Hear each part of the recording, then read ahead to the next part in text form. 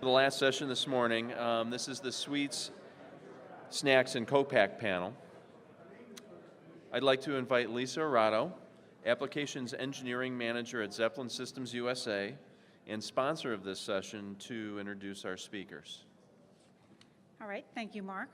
Zeppelin is pleased to sponsor a baker panel again this year.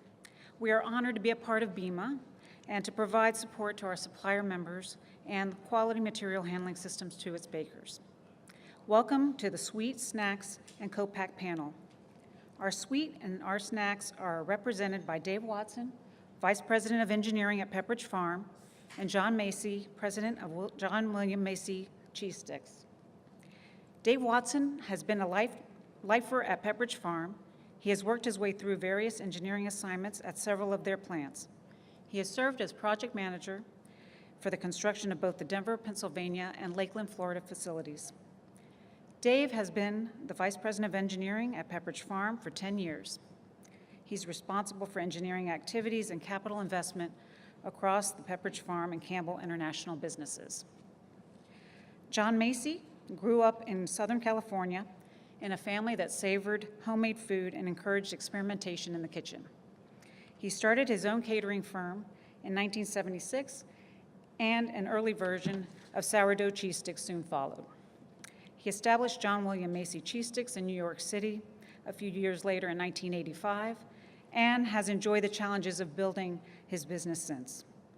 The product line now consists of 14 varieties of cheese sticks, cheese crisps, and sweet sticks, as sales have extended from specialty stores to supermarkets and clubs. The Co-Pack is represented by Tom Howe, President of Baptista's Bakery.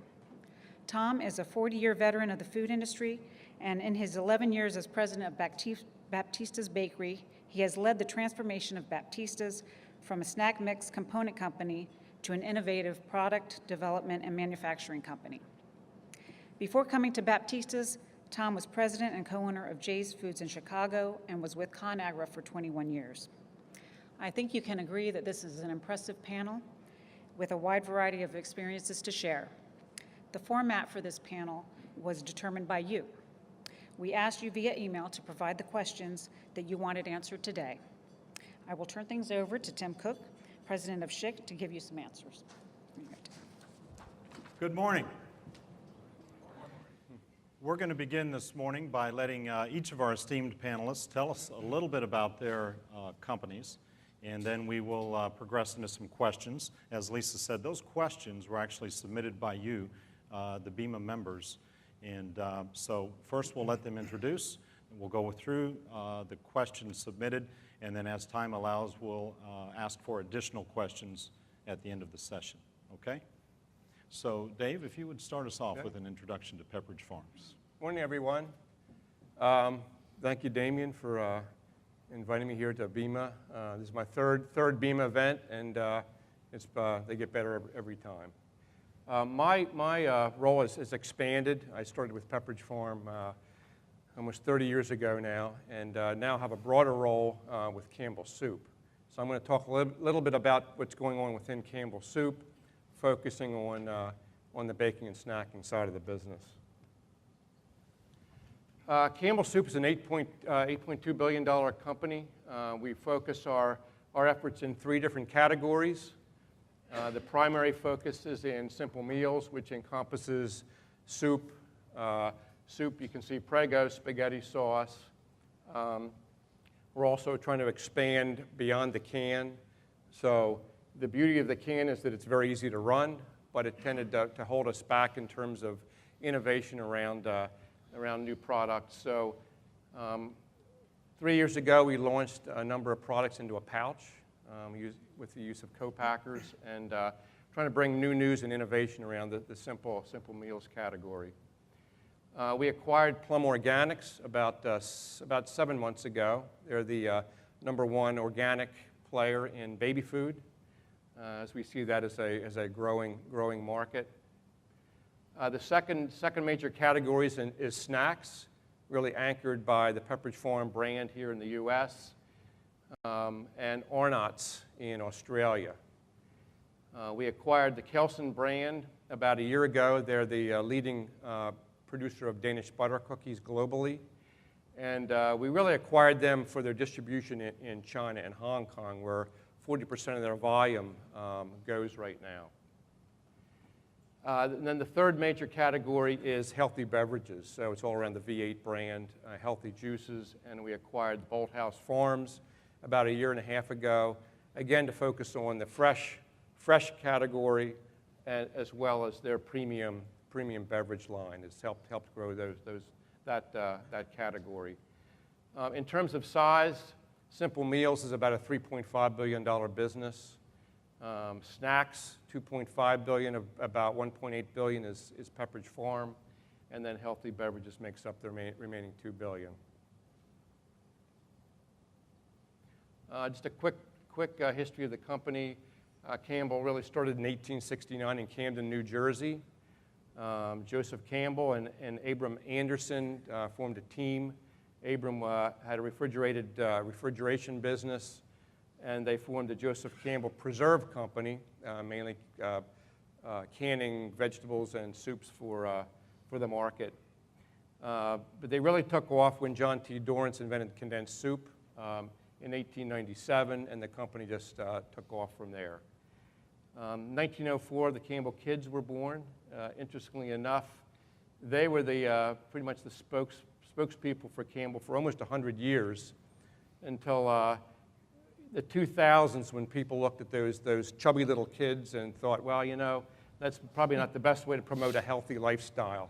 So we've tended to downplay their role in the last 10 years.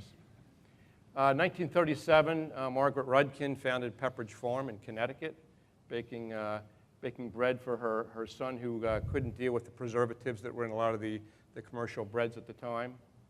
V8 in 1948, and then Campbell Soup acquired Pepperidge Farm in 1961. Probably the best acquisition Campbell Soup made in their history. 1962, Pepperidge Farm launched Goldfish. Goldfish was licensed from the Campbell Company in Switzerland for probably almost 20 years. In fact, we didn't get the global rights to the Goldfish brand until about the year 1999.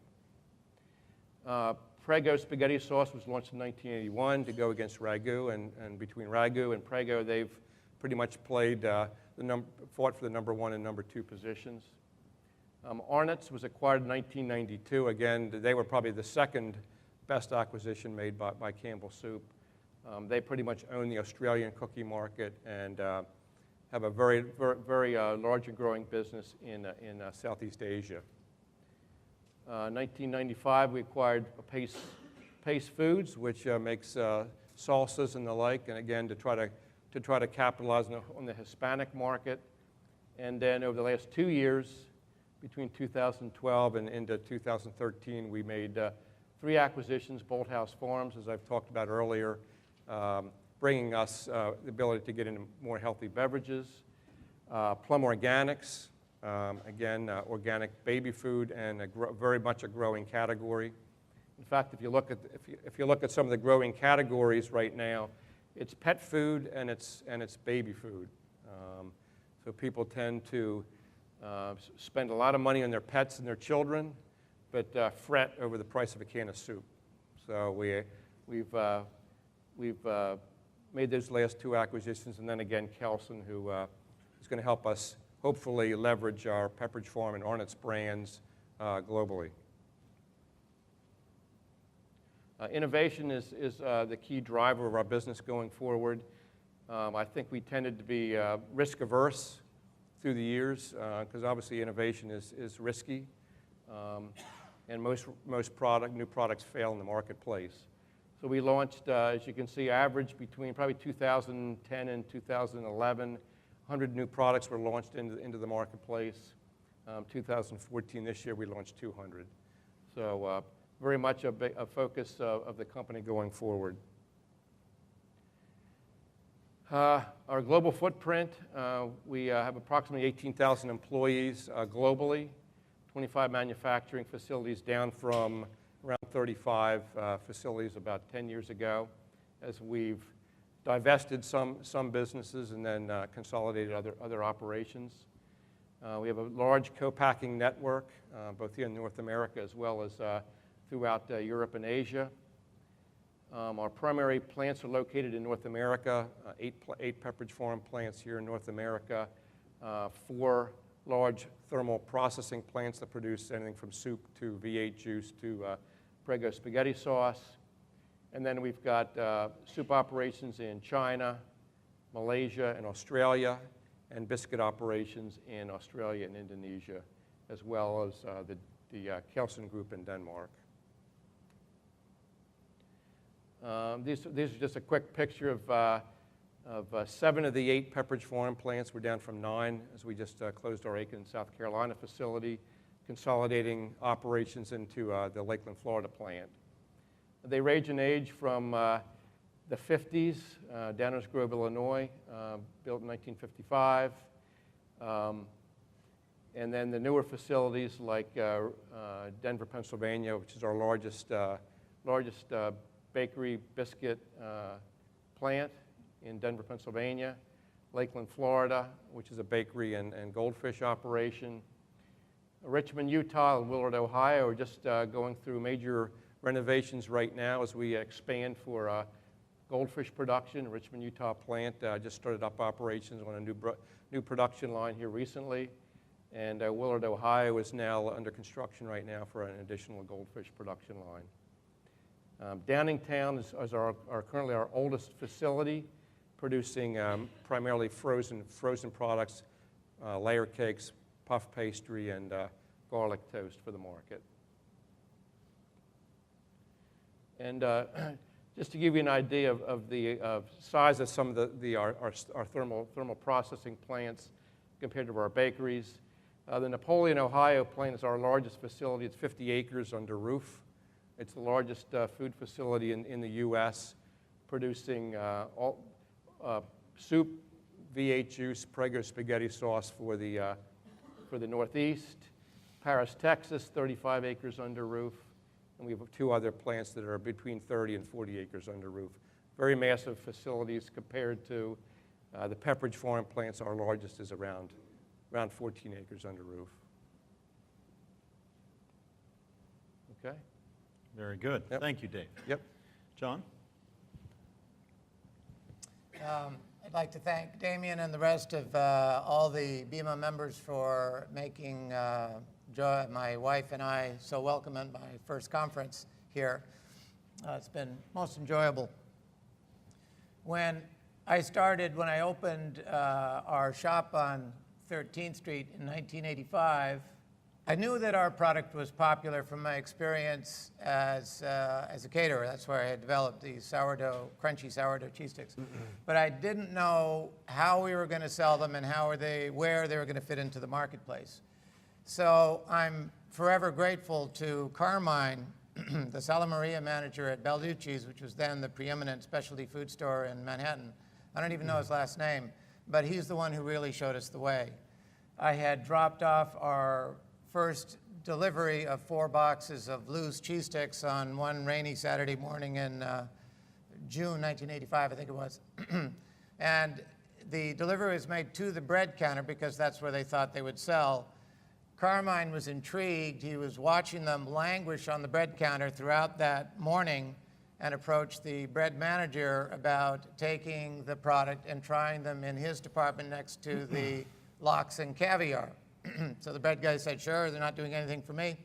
He took them over there, made a nice display, did a little bit of sampling, and sold them out in 2 hours. So thank you, Carmen. Now we knew we were not breadsticks, but specialty food. We went along as let's see, these are multi-tips, aren't we? Yeah, okay. As a one product, one size, one variety company, the epitome of a specialty food company, I guess you'd say, for the next couple of years until we received another tip from the marketplace, this time from a fellow Steve, again, I don't know his last name, the rather imposing purchasing manager at the Grand Hyatt Hotel, which is a new property in town at the time, one of Donald Trump's first properties, where they're being offered as a bar snack in their large lounge. And as I was making a delivery one day, Steve pulled me aside and said, "Chef wants to know if you can make them smaller." So I tried. These are long. This picture misrepresents them a little bit. This is the way they are these days. In those days, they were 8 inches long. So I cut them with a pizza cutter in half before they were baked, showed them to Steve. He was unimpressed. And it occurred to me as I was driving back from 42nd Street to our shop on 13th Street, why not reuse the rich dough trimmed from the laminating process as the base for a new extra cheesy product through which we'd put it through the same lamination process, but starting with this rich trimmed dough. And then cut them extra small, made a batch, took them up, showed them to Steve, looked at him, popped one in his mouth, and as he's crunching on it, he said, "Chef is going to love these." So as a result of that, this was born our second product line. That's the Cheese Crisp, AKA right now, at the time anyway, it was called Double Cheese Micros. Our other product line, Sweet Sticks, did not emerge until a couple of years later when we had moved to New Jersey, where we are right now, Owen Park, New Jersey. While we were on 13th Street, some of our neighbors had objected to the very strong scent of the cheddar and Asiago cheese emanating from the shop. So I thought a sweet product would be a good aromatic antidote. And indeed, they smelled great. The problem was, and as you can see, sort of jumping forward to current day, building sales of the sweet line was harder to do than I expected. So we never made enough of them to be an effective antidote, aromatic antidote. Cheese Sticks, Cheese Crisp, about parity in sales. Oh, I forgot about these guys. This is the way our product is available in the stores. Let's see, okay. Sales-wise, primarily retail branded, but private label at 15% is very helpful to fill the facility. We do a certain amount of business with the club stores. It's volatile, as I'm sure it is for everyone, so it presents its own challenges. Primarily domestic distribution. Canada's no slouch at 15%. Some international, our nascent effort in Mexico combined with through Costco International, Taiwan, Spain, and a couple of other countries. There is competition out there, and I have to apologize to, oh, that's interesting. Somebody edited this page here and threw in a few others. Let's see, where are the ones I expected? Oh, that's not me either. Let's go back. In any case, a couple of conspicuous, large heavyweights in the cheese cracker aisle. You weren't in there. That was going to be my apology to you, but you should have been, of course. And then more in the specialty context, there is some imports. We call them look-alike imports, and there are some domestic manufacturers of mainly Southern-style cheese straws. And I think that's the last of mine, isn't it? Okay, there we go. Thank you, John. Okay, thank you, John. Tom? Good morning. First of all, my wife Annie and I would like to thank you for inviting us to BEMA. This is our first time here. We know many folks from other industry participations. When I did receive the call asking if we would come to BEMA, I asked, well, where's BEMA being held? And the response was, it's in Bermuda. And immediately I said, yes. And he said, don't you want to know when it is? I said, it doesn't matter. We'll be there. You know, besides that, I want to thank you for the phenomenal support that you provide to the companies, like all of our companies here. You know, without you, we wouldn't be able to be in business. You know, so many of the products that we've been able to develop at Baptista's would not have been possible were it not for our partnerships with the equipment, both on the baking, the packaging, the frying, and the whole works. It's really, really critical. I joined Baptista's 12 years ago when it was just getting started. And when I shared with a number of friends and colleagues that I've joined Baptista's, their first response was, but I thought you were Catholic. We were not on anyone's radar screen at the time.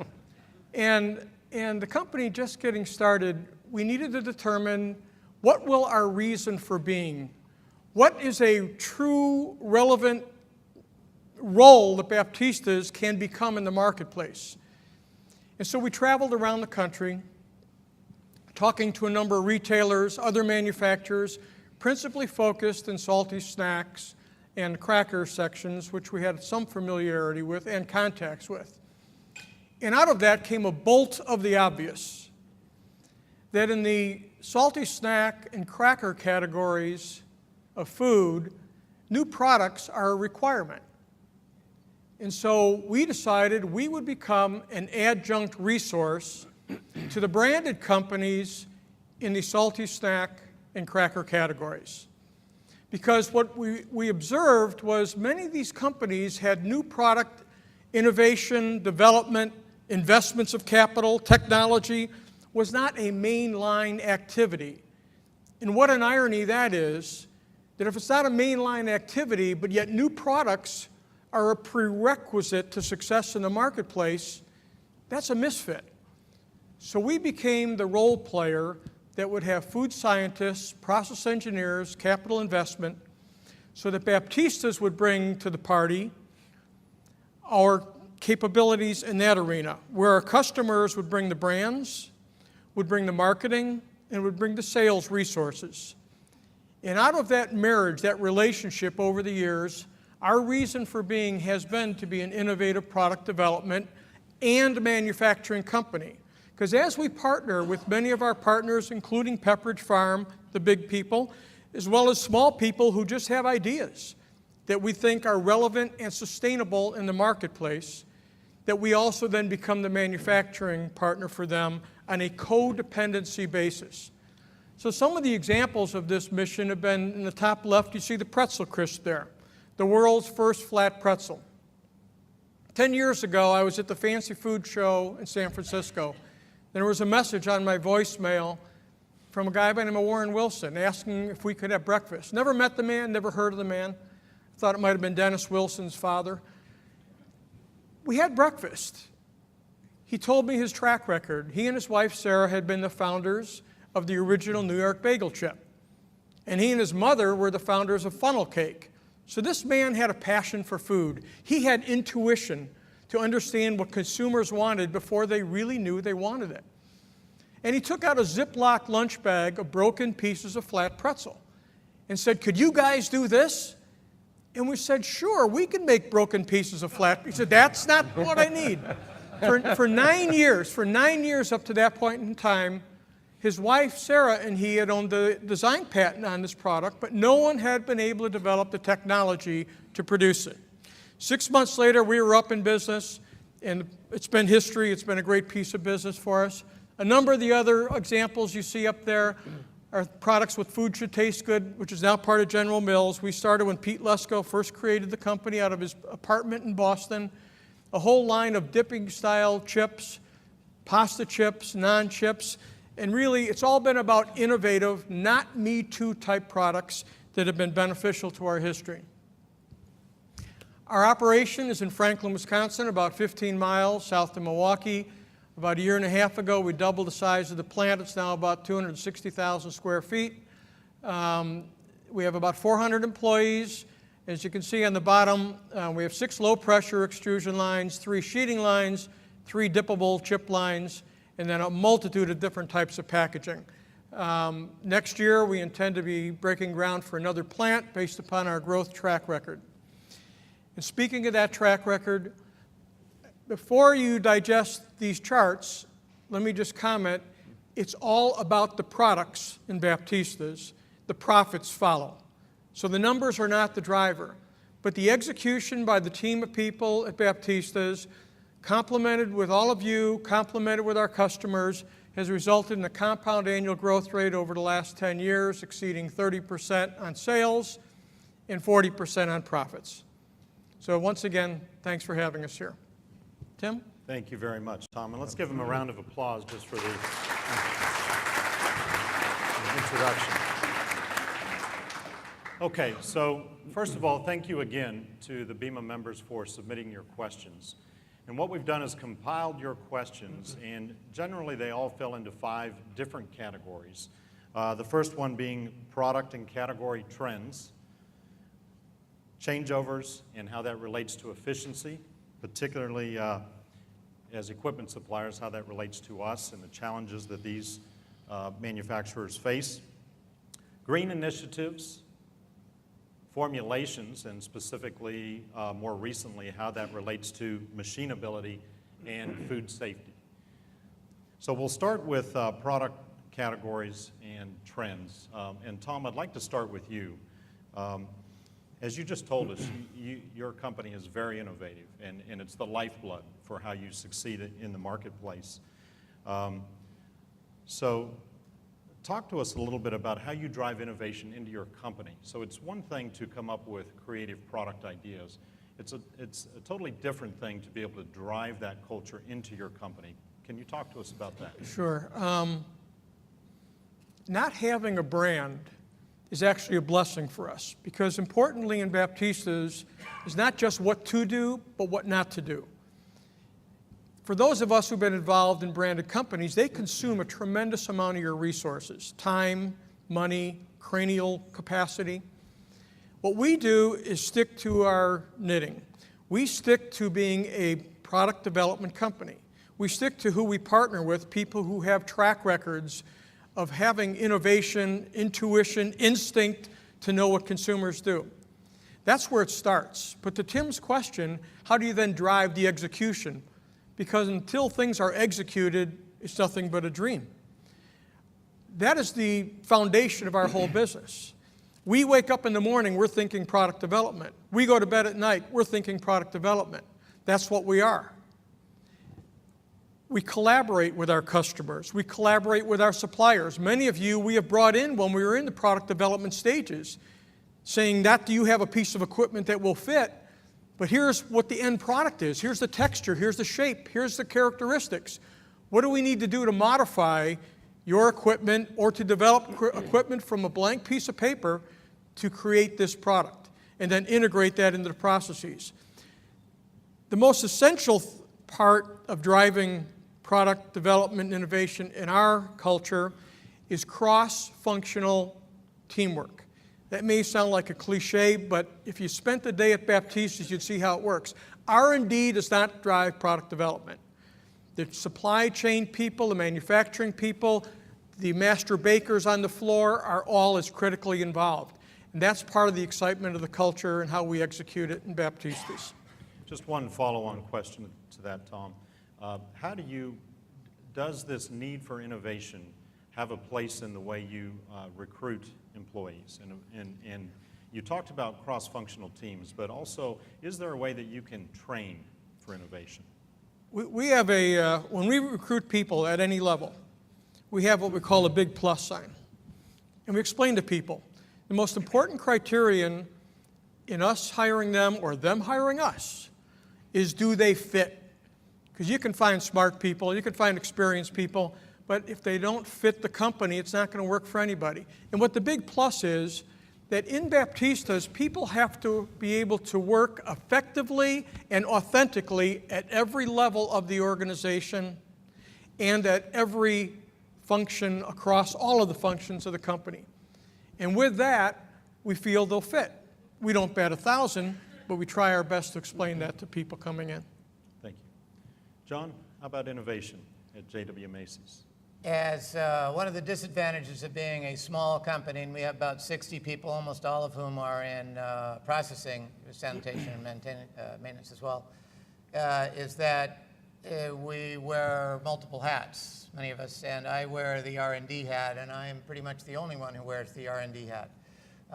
So the challenge falls to me when I'm considering other additions to the line. I keep in mind that the new products have to be worthy of the predecessors. When I do get in the mood, so to speak, I try to do it publicly. We don't have a separate R&D area marked out of our space. It might be a good idea. I'm sure it would be a good idea. But one of the pluses about insinuating that process onto the open floor is that everyone can see what I'm doing, and it creates the opportunity for initial buy-in and create some excitement. And then we will ask for comments we put a little tasting table out next to the cafeteria when I do put new samples out, and ask for little notes, scorecards of whether or not we're going on the right track. Not too long ago, I tried still isn't at market, but it has a good start anyway, was playing around with cheddar and cranberry cheese crisps, and put it out, and I got an emphatic thumbs up from the rank and file with the one note, más arándanos, just cranberries, more cranberries, please. So they're listening anyway.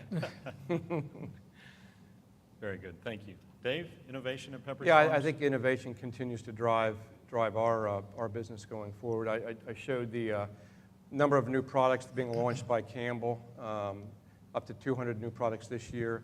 We made a major investment at Pepperidge Farm several years ago in a new innovation center that creates an environment for the bakers and the R&D folks to have a lot of different systems and equipment to test and try out new products. We're also partnering with a lot of outside firms and working with a number of the BEMA members in developing new products and leveraging that technology. Because sometimes it's just a matter of getting the right piece of equipment on your floor. For example, IBIE a number of years ago was walking through the show with our then president, Pat Callahan, and he said, take me to the most innovative equipment manufacturers out there. I want to see what's out there, and maybe we can find something that could really kickstart our new product development. And I took him to a number of different vendors, and we saw a particular piece of equipment that gave us a new capability that we didn't have in-house at the time. And he said, go ahead and let's buy that piece of equipment. And I said, well, we don't have a product. He said, don't worry, we'll figure it out. We bought the piece of equipment, and lo and behold, Milano Melts, which has done very well in the marketplace, came from that piece of equipment. So I think it's a matter of having the right systems, the right equipment, and again, having the right culture, the right people in your organization that can have the creative mindset, understand where the marketplace is going, and then being able to reward risk, because innovation is risky. And I think we became risk averse a number of years ago with a number of failed new product introductions, and people were afraid to really step out and try things, and that's changed over the last number of years. Thank you. So to you equipment suppliers out there, you just heard it from Dave. If you make it, they will come. Okay, so moving a little bit deeper now, obviously these innovations are driving your products. We've seen great examples of new products that all three of your companies have come up with. So talk to us about this surge for innovative products. And I'll give you a couple of lead-in questions related to that surge. So if you can talk a little bit about why they're so popular, why there's demand for this type of product innovation in the marketplace, but also in terms of how advances in technology and ingredients are perhaps driving some of this innovation on the healthy snack side of things. Dave, can I start with you? You can. Obviously, our snack business is really driven by Goldfish, and we've been able to continue to grow that particular line by continuing to add flavors, focusing on different demographics. For instance, I think looking back, we missed the Hispanic piece of the business, and missed the fact that over time they're going to continue to be a bigger part of the population, and I think now we recognize that that's going to be a growing part of our growth. So we've looked at different flavorings, different toppings on the products. We've also looked at leveraging folks like the Batistas out there that have different capability than we have in-house, that can turn around products very quickly. Sometimes, larger organizations, it takes time to move things through the system, get the right approvals, and get a product in the marketplace where we can leverage folks like Batistas and third-party manufacturers to help get us into the marketplace soon. Okay. Thank you. John? I think notwithstanding what Tom was explaining just a little while ago with the development of pretzel crisps, that you had the little crumbles in your hand, like, can you make this? Yeah, and that made all the difference. But I think the cue comes from the culture or the subculture initially. I mean, think about kale chips. 10 years ago, who would have thought of kale chips? They're not in every store yet, but they're around, certainly. Flavored garbanzo beans. And that then the manufacturers take it from there. That's, for us, it is sort of it's a trial and error thing. I put new flavors out there and see how people respond to them at restaurants and shows and such. Try to pay attention to what's going on and what the trends are, but I don't like to be a me too, but if it's going to work with our product, I'm happy to give it a try. You know, we see innovation drivers from two directions. One is from the consumer side, which is really where we focus our time and energies. And the other is from the technology side. We're not a company with enough resources that we can be innovative on processing technologies. That's where we go to you folks. But on the consumer side, we see it in a couple of directions. One is we meet people like the Warren Wilsons and these innovative people that have this phenomenal skill of understanding consumer needs when consumers don't even understand they need or want these things. And the other side is we'll see large players in the industry who have some really special, unique products, but no sustainable, formidable competition in that category. And we will adventure to leapfrog them with a product that even exceeds what they're already doing, which we've done with our new dipping style chips. So those are where we see innovation. In addition, the driver is the trade, sometimes through the consumer. And that is what's going on with the gluten-free segment, which is real. You know, we all saw trans fats change years ago. That's now a permanent part of our culture. And the next, which we're working on with many, many customers, is the whole non-GMO project certification. Some of the ingredients become challenging, some of the lead time, some of the costs, but it's critical to stay ahead of that. You know, we look for a lot of the bigger players to do a lot of the technology innovation because that's high risk and high capital. And as we like to think, you know, we always remember that it's the second mouse that gets the cheese. Very good. Thank you. Thank you.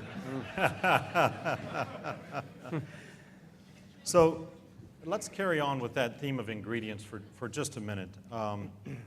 Do any of you have examples of how these challenges, particularly on the health food side, you know, the various consumer trends, obesity, sodium reduction, elimination of HFCS, gluten-free, as you just mentioned, Tom, how are these affecting your categories, and how are they related to product design? And by design, I mean innovation. Any one of you that cares to answer that question. Well, I can tell, and from the Campbell Soup side, obviously there's always been pressure on the amount of sodium in soup. So a number of years ago, at a GMA conference, a number of folks in the audience were pressuring our then CEO to really focus against sodium reduction in soup. And so he made the decision right then and there. We're going to cut sodium in all of our soups to 450 grams or less.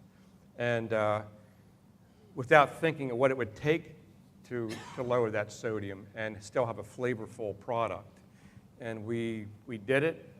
We lost a lot of market share. We could not get the flavor and the taste profiles that we got with existing sodium, and paid a dear price for moving too quickly and not really thinking through the implications of that change. Since then, we now offer a low sodium line of soups as well as a traditional set of soups. So that's one lesson learned, I can say, that we learned on the soup side that we paid dearly for. Thank you. John, is it affecting your product? We've always been perceived to be, we don't do extensive surveys, but just anecdotally as we do consumer shows and they look at the package and read the nutritional profile, that they sort of nod their head, oh, that's not bad with sodium. So we sort of get a pass there, and we never used high fructose corn syrup, so we don't have that. We did see, for example, I guess about 6-8 years ago when the low carb craze was passing through, maybe it was a little longer ago than that, but we saw a little dip and started to experiment with whole grain products, trying to bring up get the whole grain council stamp on, et cetera. And we made what I thought was a good product, worthy of the rest of the line, but it just didn't gain traction in the marketplace. And so after a couple of years, we abandoned it. By that time, the low-carb craze had subsided, so we survived that one. Gluten-free is certainly an issue for us. We haven't seen a dip so far. I've done some experimentation, but the first time someone brought in a low gluten or gluten-free puff paste to run, I thought, hey, this would be great, because I was familiar with a product in Brazil called pão de queijo. It's made with manioc flour and cheese, and I thought, this is great. Let's just have a cheese stick like that. But the first time we ran this dough on the line, we didn't even attempt to twist it. It just wasn't going to behave at all. So that hasn't gone anywhere so far. You know, for us in the snack and cracker section, whether it's the more healthier versions, be they non-GMO, organic, gluten-free, none of which we felt a few years ago we would ever be able to produce in a plant that's handling over 80 million pounds of wheat flour. We're doing all of those now because we've had to adapt to where the consumer is driving all of us. And that's where the growth is in these categories, that and some unique innovative type products. Having said all that, we also have to take a lesson from history, and that is that the number one reason people eat food is because it tastes good. So if it doesn't taste good, which used to be synonymous years ago with gluten-free, not so much anymore, people will not continue to eat it. And first people eat with their eyes, and then they obviously eat with their palate. So if that requirement is not achieved, no matter, from our point of view, no matter what the health claim is, consumers will move on to something else. Very good. Thank you. So again, continuing down that path, let's talk specifically about changeovers, both as it relates to cross-contamination, but also as it relates to efficiency in your plants. And then maybe as an extension of that, talk a little bit more, John, you made a reference to the machinability of the dough as you began to change ingredients. I think those are three topics that this audience would be very interested in hearing more about. So why don't we start, John, tell us a little bit more about the challenges you had with machinability and how you addressed that or were not able to address that. Well, again, with the gluten-free dough experiment, that did not go very far. I just didn't pursue it because it didn't look that promising. Very different from the whole grain effort that I made a while back, which is a little bit different, but I could tweak the existing machinery to run the line just fine. If we were to find a way to make a gluten-free product, as much as possible, I'd probably do it batch and separate, or at least that's been the advice I've seen so far. For our experience in changeovers, the issues we run into are allergens more than anything else. And because we have dairy and grain in all of our products, it's not an issue, but we do sell into Canada, and the mustard seed and sesame seed and some of our products are part of the Big Ten in Canada allergens. So we deal like that with that as anyone else would with changeovers, and it's a pain. We try to deal with processing, with scheduling first of all, and then the full allergen cleanup, and then off we go again. Dave, how about changeovers and how that relates at Pepperidge? I think there's a very big focus on changeovers. Certainly on the bread side, where we run up to 20 different varieties on any one line in a single day. We've become, I think, very proficient for the most part. But as you look at allergens and what they add to a cleanup and a changeover, it can be significant.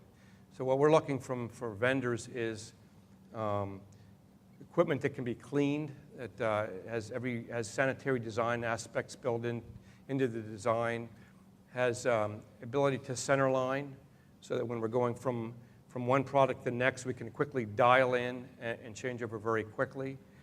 I think we got complacent on the other side of our business, being the soup and sauce side, where we would tend to run long runs of a single product, fill a warehouse, and then hope we could move it all out to the marketplace at some point down the road. And those days have changed. So we're looking more to a produce-to-demand type concept, which is new to the soup side, but very typical of a baker, right? You're pretty much producing to demand every day. So a lot of efforts going against how do we improve changeovers, turnarounds, and then get up very quickly from a changeover by adding center lining and other type of systems onto the equipment. Very good, thank you. And Tom, I'm guessing particularly as it relates, particularly as it relates to cross-contamination in your plants, because I know you do a wide variety of things, gluten-free, non-gluten-free. Talk to us about how that affects your operation. As you would know, given your employer, it's very important to have these ingredient systems very user-friendly in a number of ways.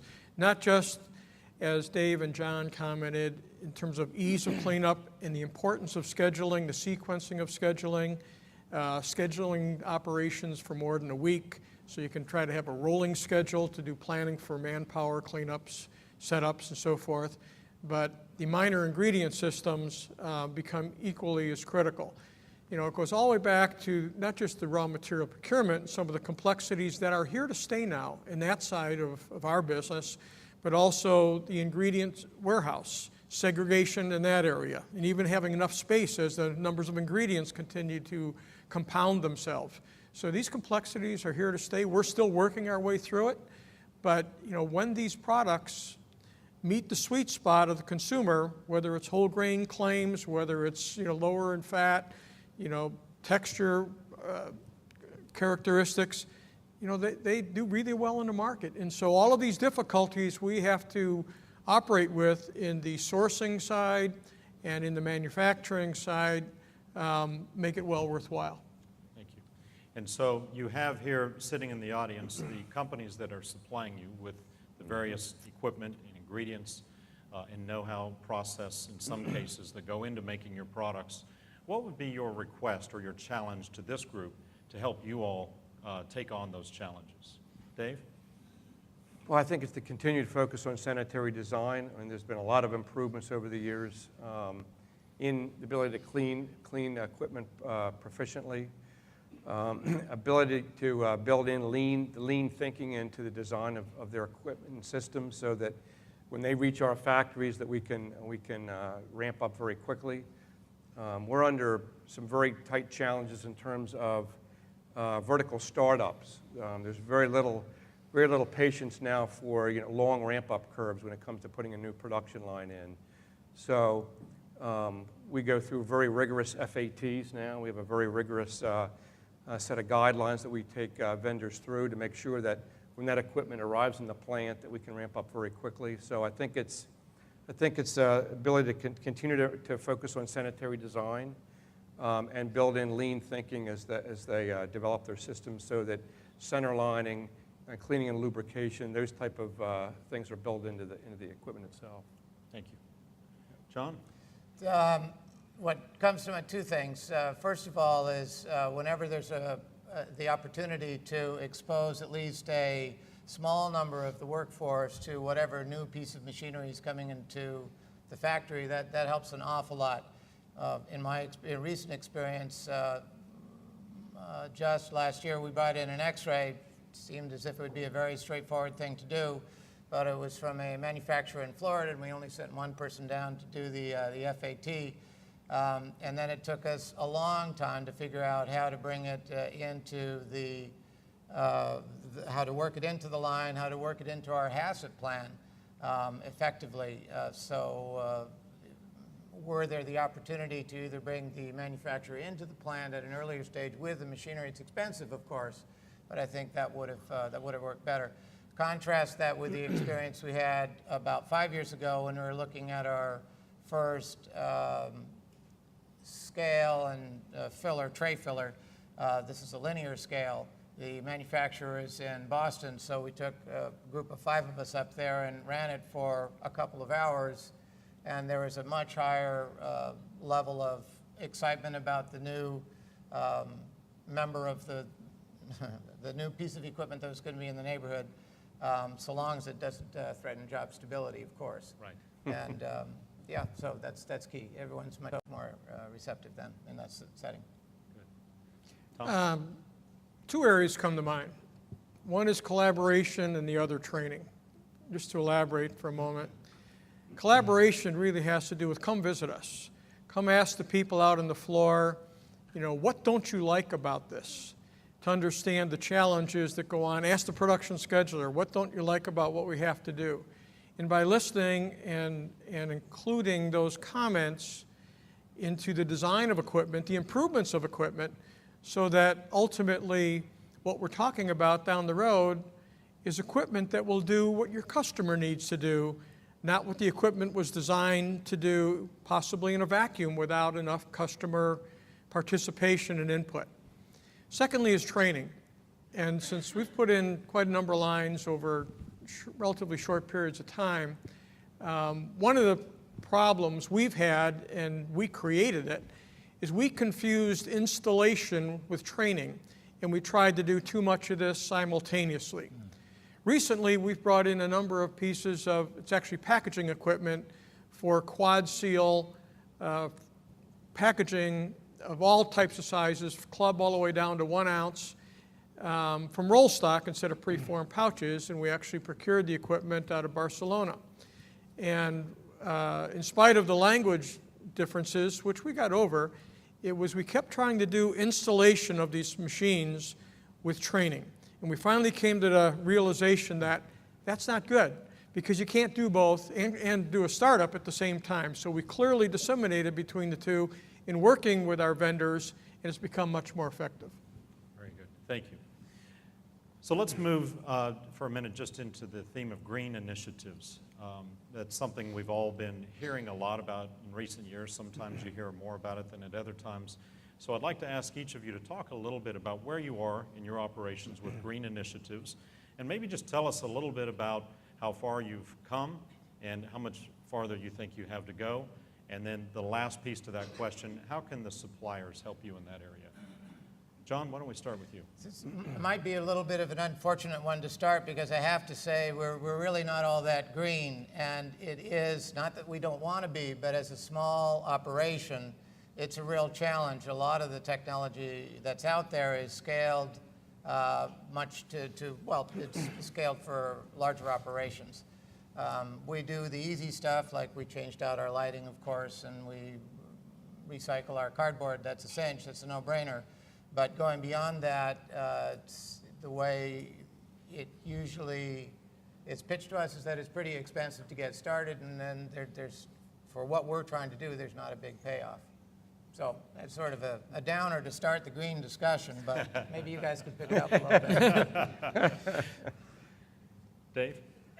Well, as a publicly traded company, obviously we're pretty much under the gun to roll out sustainability goals, which we've rolled out our 2020 goals, I think, like a lot of the players out there, that focus on energy reduction, increased recycling rates and the like, as well as green energy, which has been probably the biggest challenge we've had. I think we've done a lot of the easy stuff, the fluorescent lighting, the energy efficient motors, our recycling rates are probably up in the high 80s now for most of our facilities. The biggest one we have on the soup side is water usage. So water reduction is one of the large measures that we look at when we're producing soup. The Napoleon, Ohio soup plant you saw in the one picture there, they pump 15 million gallons a day out of the Maumee River to supply that plant. 12 million, which goes through a sewage treatment plant and gets pumped back into the river itself. But that's still 3 million gallons a day that go through that plant. So there's a lot of work right now in trying to reduce the water usage, because a lot of the vegetables are flumed, if you will, into the processing areas. How do we recycle and reuse some of that water? The other area is in green energy. So we've pretty much exhausted everything we think we can do in terms of investing in things like fuel cells, which we have in operation in our Bloomfield, Connecticut Pepperidge Farm plant. We've just installed a 10 megawatt solar energy field at our Napoleon, Ohio plant. We're looking at a 5 megawatt wind farm at our Paris, Texas plant. So there's still things out there, but the way to get there is we've had to be a little bit creative. So the wind farm, the solar farm, and some of the other big initiatives are being done through power purchase agreements, whereby somebody else comes and builds that on your property, and you buy the output of that energy source. Typically, you've got to tie yourselves into a 20-year agreement, but in the long run, you've got the ability to bring in alternative energy sources. Thank you. So in the interest of time, because we're getting close to the close of this session, I'd like to wrap up with just one last question that each of you can address for us, and that is the question of what keeps you up at night. What is the one thing in your businesses that when you can't sleep at night is running through your mind? Tom, we'll start with you. I'm glad you talked about it's my business and not my shrinking bladder. Oh, God.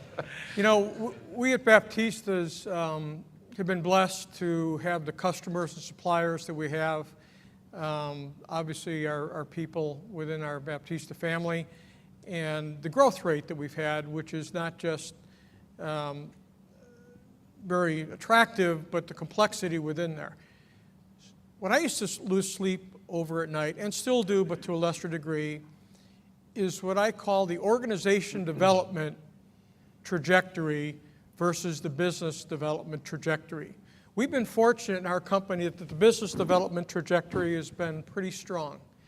And what we suffer when we fail, when we make our big mistakes, it's when we realize we have an organization development problem that we don't have the capacity, be that in people or be it in processes, to be able to continuously execute to the standards that we've set for ourselves.